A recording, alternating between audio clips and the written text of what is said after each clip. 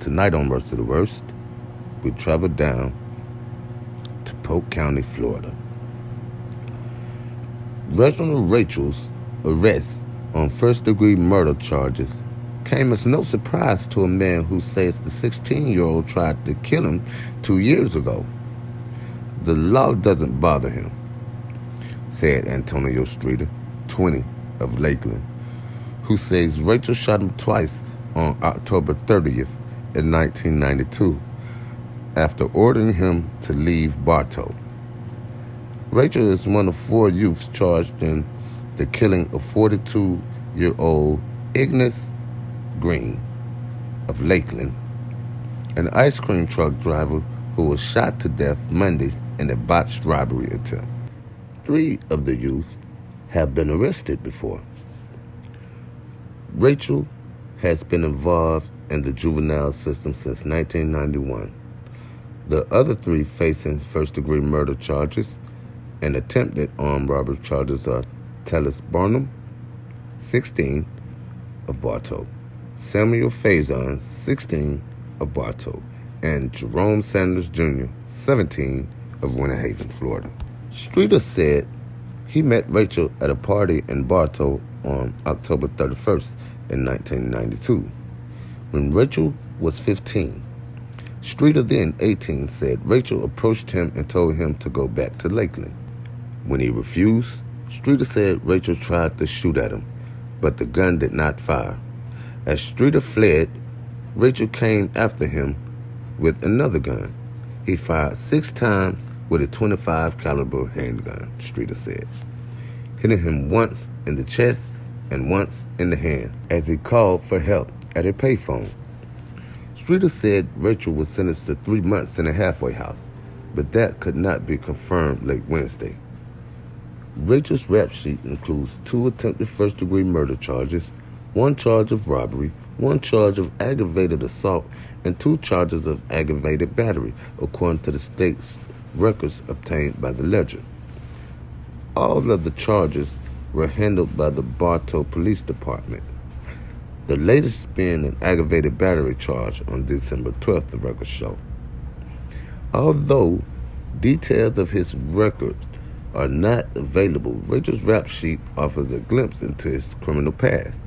At the age of 14, he was accused of committing a robbery on October 13th, 1991, and was arrested by Bartow police.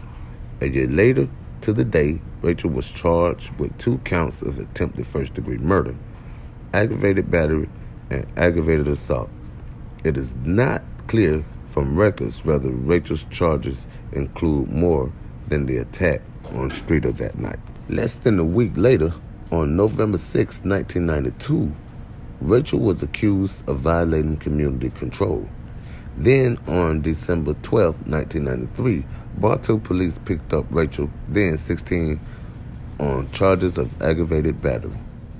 Now, Rachel and the 3 other teens are accused of killing Green, who was shot once in the chest and once in the arm. Police said they have recovered one of the 2 weapons used in the shooting, a .32 caliber handgun, and they are searching for the other handgun. No money was taken during the robbery, the police said. The State Department of Health and Rehabilitative Services is investigating the cases of Rachel, Barnum, and Faison, said Richard, Juvenile Justice Manager for HRS. He would not comment on specific charges because the youths are juveniles. Polk County Prosecutor Jerry Hill in Tallahassee this week suggested that Rachel was free because of Florida's juvenile justice system. He said, quote, "I have had records shoved under my nose this morning of one of these kids. All I could tell you is he is 13 or 14 at the time of these serious allegations, which meant we had no choice. Although he hasn't had time to examine the background of the juveniles, Hill said he expects them to be tried as adults." In conclusion, 4 teenage boys were charged with the shooting death of an ice cream vendor they allegedly tried to rob. Neighbors said Agnes Green, 42, knew by name many of the youngsters on the route that she held down for 7 years. She often would let them pay later if they did not have the money for the ice cream on that day. "How much money could be in that truck?" said neighbor Carol Graham. "She was so sweet," neighbors reported.